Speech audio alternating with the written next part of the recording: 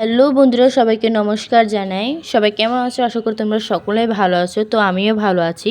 তো আজকে আমি রান্না করতেছি রুই মাছের ঝাল। তো এই জন্য প্রথমে আমি কড়াইয়ে তেল গরম হওয়ার জন্য দিয়ে দিয়েছি। তেলটা গরম হলেই কিন্তু আমি সেখানের মধ্যে পাঁচফোড়ন দিয়ে দিয়েছি। তেল আর পাঁচফোড়নটা গরম হয়ে গেলে সেখানের মধ্যে আমি পেঁয়াজ কুচি দিয়ে দিব। তেল আর কিন্তু পাঁচফোড়নটা কিন্তু গরম হয়ে গিয়েছে, এই জন্য আমি পেঁয়াজ কুচি দিলাম। পেঁয়াজটা কিন্তু ভালো করে লাল লাল হতে হবে, এই জন্য ভালো করে এটা নাড়াচাড়া করতে হবে।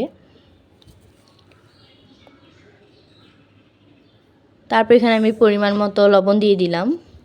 এভাবে কিন্তু নাড়াচাড়া করতে হবে। তোমাদের কাছে একটাই অনুরোধ, তোমরা যদি আমার চ্যানেল যদি নতুন হয়ে থাকো তাহলে তোমরা অবশ্যই চ্যানেলটা সাবস্ক্রাইব করে দিও আর লাইক আর কমেন্ট করে দিও। দেখো এভাবে কিন্তু নাড়াচাড়া করতে হবে।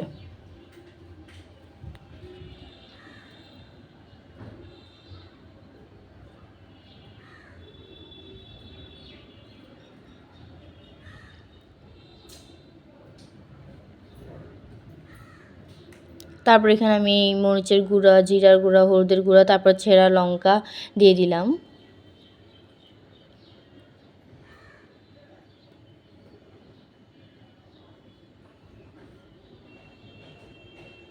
তারপর এখানে আমি পানি দিয়ে দিলাম। মরিচটা যেন ভালো করে কষে যায়। মরিচটা কিন্তু ভালো করে কিন্তু কষতে হবে, না হলে কিন্তু খেতে কিন্তু ভালো হবে না। রুই মাছের ঝাল এরকম কিন্তু ভালো করে কিন্তু নাড়তে চাড়তে হবে।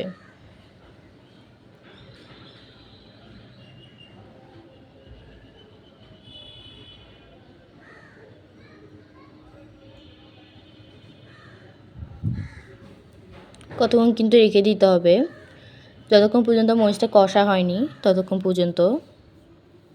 কয়েক মিনিট পর পর কিন্তু এরকম নেড়ে দিতে হবে। তারপর এখানে আমি আবারও পানি দিয়ে দিলাম।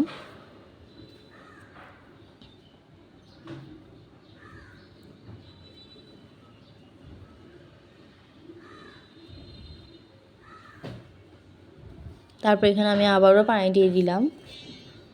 পানি দিয়ে দিলে কিন্তু এরকম একটা কালার আসে যাবে। তারপর এখানে আমি টমেটো দিয়ে দিলাম। তারপর এখানে আমি পানি দিয়ে দিলাম। আপনারা আপনাদের পরিমাণ মতো পানি দিয়েন, আমি আমার পরিমাণ মতো পানি দিয়েছি।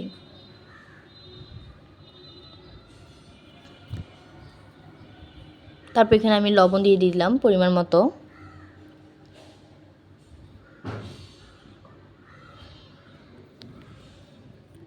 এটা কিন্তু ফুটাতে দিতে হবে। এটা ফুটে গেলেই তারপর আপনি কিন্তু মাছগুলো এক এক করে দিয়ে দিবেন। এই দেখেন আমি ফুটানো হয়ে গিয়েছে, এই জন্য আমি মাছগুলো এক এক করে ছেড়ে দিলাম।